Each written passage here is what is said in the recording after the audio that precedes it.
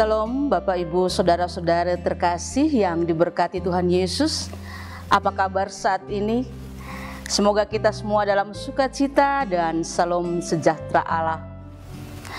Kali ini saya Diaken Sarah S. Joseph Nale menyampaikan salam jumpa lagi dalam santapan rohani Hosana, dan kembali mengajak saudara membaca dan merenungkan bagian firman Tuhan yang saya pilih dari Injil Matius 18 ayat 1 sampai dengan ayatnya yang kelima,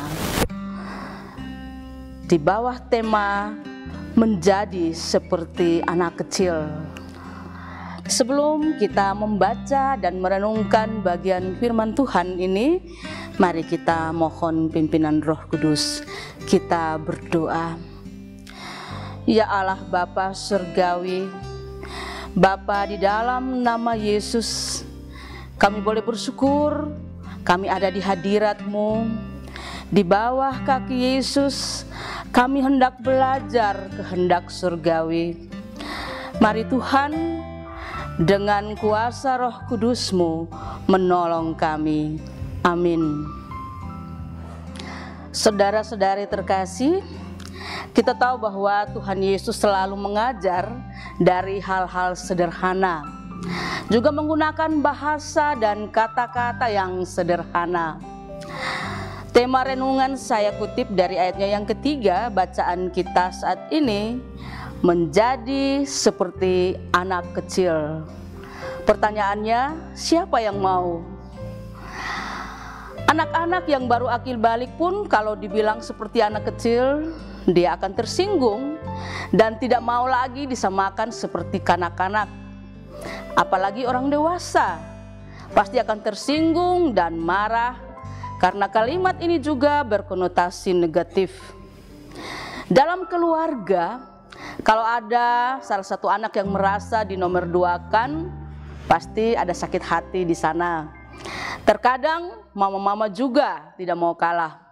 Apalagi bapak-bapak akan cepat tersinggung lalu marah bila merasa dilangkahi. Pendek kata, apapun keberadaan kita, sebagai apapun kita dalam kehidupan ini, dalam kehidupan bermasyarakat, di lingkungan kerja, bahkan di rumah sekalipun, ingin diakui sebagai yang terbaik, terbesar. Hal ini pun dipertanyakan oleh murid-murid Tuhan Yesus di awal pekerjaan pelayanannya. Mari kita belajar dari Yesus dengan membaca bagian firman Tuhan Matius 18 ayat 1 sampai dengan ayatnya yang kelima. Di bawah perikop, siapa yang terbesar dalam kerajaan surga? Pada waktu itu datanglah murid-murid itu kepada Yesus dan bertanya, siapakah yang terbesar dalam kerajaan surga? Maka Yesus memanggil seorang anak kecil dan menempatkannya di tengah-tengah mereka. Lalu berkata, Aku berkata kepadamu, sesungguhnya jika kamu tidak bertobat dan menjadi seperti anak kecil ini, kamu tidak akan masuk ke dalam kerajaan surga. Sedangkan barang siapa merendahkan diri dan menjadi seperti anak kecil ini, dialah yang terbesar dalam kerajaan surga. Dan barang siapa menyambut seorang anak seperti ini dalam namaku, ia menyambut aku. Saudara-saudara yang terkasih, bertolak dari pertanyaan murid-murid, siapa yang terbesar dalam kerajaan surga? Yesus pun menjawab secara mengagumkan bahwa syarat menjadi besar bagi Yesus adalah harus menjadi kecil, menjadi seperti anak kecil. Ada apa dengan anak kecil? Saudara, ada Ada banyak hal kita dapat belajar dari anak kecil, bahwa anak kecil tidak pernah merasa khawatir akan apa yang akan dia makan, akan apa yang akan dia pakai. Hatinya selalu terbuka dan mudah diajar.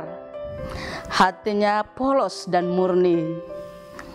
Namun saat ini saya mengajak kita untuk merenungkan satu hal saja dari seorang anak kecil. Anak kecil cepat berdamai. Mereka mudah memaafkan. Kita tahu bahwa anak-anak suka bermain, bergembira, bersuka cita. Tapi kadang dalam bermain itu mereka juga marahan, bertengkar, tapi mereka cepat melupakan. Lalu berdamai lagi, bermain bersama, dan bergembira lagi. Karena apa? Karena mereka memiliki kerendahan hati. Bagaimana dengan saudara dan saya sebagai orang dewasa? Untuk berdamai saja sulit kan? Karena kita memiliki ego yang lebih besar dan jelas kurangnya kerendahan hati. Perenungan untuk kita. Bagaimana jika Tuhan Yesus tiba-tiba saja datang dan mendapati kondisi kita sedang berseteru atau tidak sedang berdamai? Layakkah kita baginya? Ayat 3 dan 4 dari bacaan kita. Mari kita memandang kepada Allah Bapa yang Maha Tinggi, telah bertindak, berinisiatif lebih dahulu, mau turun, merendahkan diri menjadi manusia ciptaan tangannya. Untuk apa?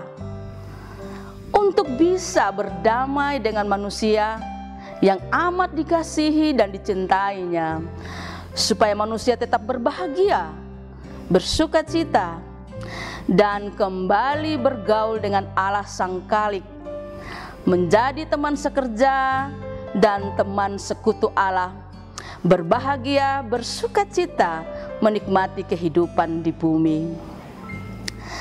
Jika saat ini saudara sedang dalam perseteruan, baik sadar atau bahkan tidak menyadarinya, apalagi sedang sadar, mari kita saling berlomba, berinisiatif untuk berdamai seperti anak kecil, dan kita selalu berbahagia, bersuka cita.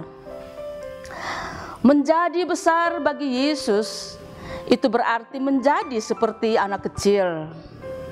Siapapun yang datang kepadanya harus datang dengan sikap seperti anak kecil, yang bergantung penuh, berharap penuh, mudah menerima, dan apa adanya dalam segenap kerendahan hati. Roh Kudus menolong kita semua. Amin. Mari kita bersyukur untuk bagian firman yang boleh kita baca dan kita renungkan. Kita berdoa.